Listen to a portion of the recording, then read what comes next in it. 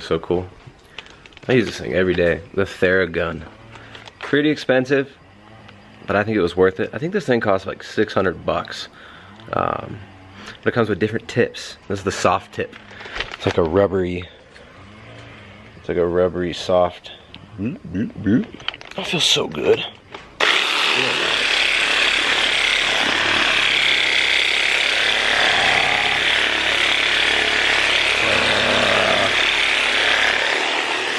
Anyways, we're gonna go for a walk.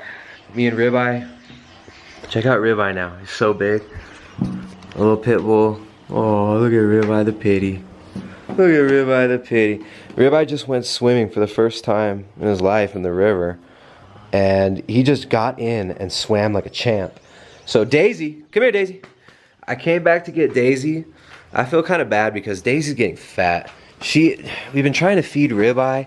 Daisy ends up eating a lot of his food. I think Daisy goes on secret hunting missions at night. She likes to kill possums. And I think she buries them kind of out in the brush, out in front of the house. And she has stashes of... Daisy's making her own high meat. She's making her own rotten meat. Come on, guys. Daisy, come on. You're coming with me. We're going to go down to the river again, though. And we're going to go for a swim. Good dogs. You just give them real gentle adjustments. Ribeye, back, get back. Good job. Daisy, you're so fat. What is going on with you, Daisy? I think, oh goodness. Man, I always rip on my friends who let their dogs get super fat. And now I am that guy. I feel bad, man. And Daisy's really good at killing possums. Here they're called huanchacas. Actually, people here use the fat of the possum, the wild possums, as kind of a medicinal food.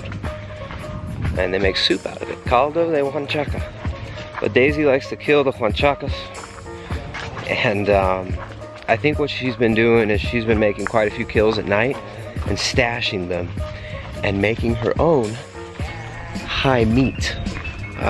Dogs like to take an animal, they take a carcass, they stash it somewhere, they let it get rotten and disgusting, and they eat it. Now, don't really mind if it's, you know, she's killing rats, if she's killing possums, they're gonna try to kill our chickens. You know, so the possums will come, they'll try to kill the chickens. If you don't put the chickens away at night, the possums will slay all of them. Leave a big feathery mess in your coop. So we don't mind that Daisy, you know, kills these things. Problem is, we don't want Daisy to kill Daisy. Because Daisy is getting fat. She's getting chubby. She's overweight. Alright, go ahead, baby. Go ahead, Daisy. Hey, Daisy.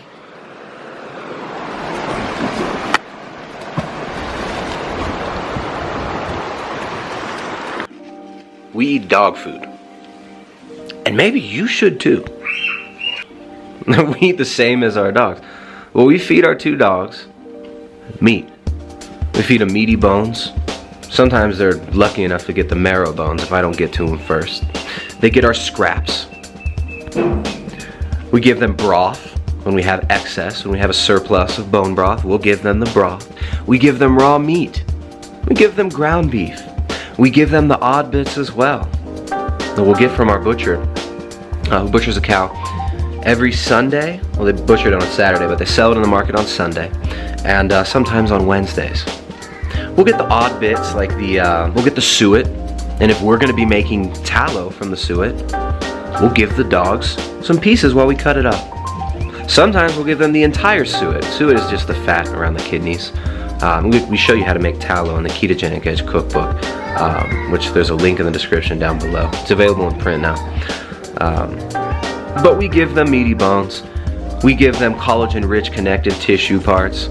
We give them, sometimes, if they're lucky, a little bit of brain. We feed them foods like liver. They eat head to toe, head to tail, every part of the animal, and they thrive on it. They're not fed kibble. They're not fed the processed, refined junk food that people are feeding most dogs. I mean, when you look at what most dogs eat these days, it's the equivalent of them eating freaking Cheerios or Frosted Flakes every single day. processed, refined, powderized crap pushed and pressed into little kibbling nuggets, little corn pops. Right? And if you look at what these foods are actually made out of, it's mostly like wheat, corn, soy, with some animal products and some vitamins and minerals sprinkled in there, if you're lucky. So maybe if more people ate like our dogs, maybe if more people fed themselves like they should be feeding their dogs, they'd experience better health. Right? Our dogs are essentially eating a ketogenic, a carnivorous style ketogenic diet, and they'll eat other plants and stuff. Sometimes we'll give them some carrots. They'll get table scraps. But if most of us started focusing on eating whole, unrefined animal fats and proteins, we wouldn't be consuming all the grains that are soaked in glyphosate, all the lectins, these plant toxins that protect foods from being eaten, that protect plants from being eaten by creatures like us. We wouldn't be consuming those things that cause health issues, like all these oxalates. For people who are sensitive to histamine, which when I was growing up I was very sensitive to histamines, but don't seem to be as sensitive anymore, you'd be avoiding those foods. So I'm not saying you should eat the dog food that you find in the store, but maybe we'd all be better off if we ate more like real dogs are meant to eat. Maybe we'd have energy. Maybe we'd have strength. Maybe we'd just go crazy and start chewing on fences like this one.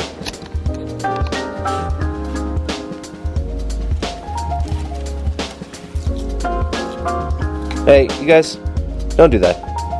Hey, don't do that. Here, go chase rocks. Go.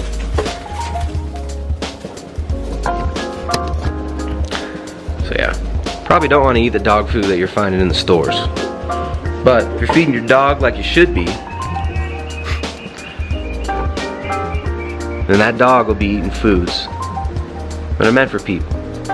Animal fats and proteins. A healthy human diet has always been based around animal fats and proteins which when plant foods are available, like in season, of course seasonal fruits, but those aren't the bulk of the diet. We keep around in our house all sorts of different foods, and we let our kids pick what they're going to eat for the most part from nutrient-dense, unrefined food sources. What we find is they're always prioritizing animal proteins and fats before they go for carbohydrates, before they want sugary fruits, which there's nothing wrong with fruit inherently. Right? But before they eat the fruit, they always want the fats and the meats. If you put a cake or a steak in front of my daughter and my son, they're gonna pick the steak. So if we train ourselves to eat nutrient-dense, whole, unrefined animal foods as the bulk of our diet, just like we train dogs, maybe we'll be way better off. So anyways, you can find more at primaledgehealth.com. The next Keto and Carnivore Collective, which is our group community coaching, is starting this Sunday, December 9th. So that's going to be really fun. It's like the last few days to sign up for that. Maybe I'll upload this video early so you can, so you guys can get the message. So we've got a couple days left to sign up for the Keto and Carnivore Collective. It's our group coaching. We still do private coaching consultations. I can't do so many Skype meetings per week. I can only do like one Skype meeting a day and still stay productive in all the other avenues that we're working on. So it's really fun because we're able to do 2 live interactive voice chats per week. One of those is a lesson, the other one's a Q&A. You got full access to your coaches throughout the entire month. We essentially our goal is to train you how to do this long term. How to eat a ketogenic diet that's based around nutrient-dense, unrefined foods. And so we teach a lot from our book, the Ketogenic Edge Cookbook, which there's a link down in the description below. And we do it in a community-based setting where people are able to bounce ideas off each other, support each other, and learn from each other's context. So it's a way where you're able to get coaching with much more interactive time with us, much more content, in a structured way, in a community setting that gives you the support you want. So it's really fun. That's starting this Sunday. You can check out in the link in the description. But hey, if you're feeding your dogs kibble and you're feeding yourself kibble, you may be robbing them and yourself of health. So eat freaking dog food. Alright, get off social media, get off damn Facebook.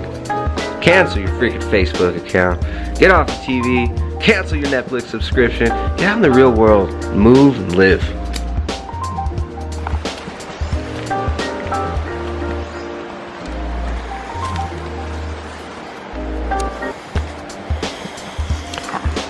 Good girl. Good boy, Ribeye. Daisy's fine off the leash.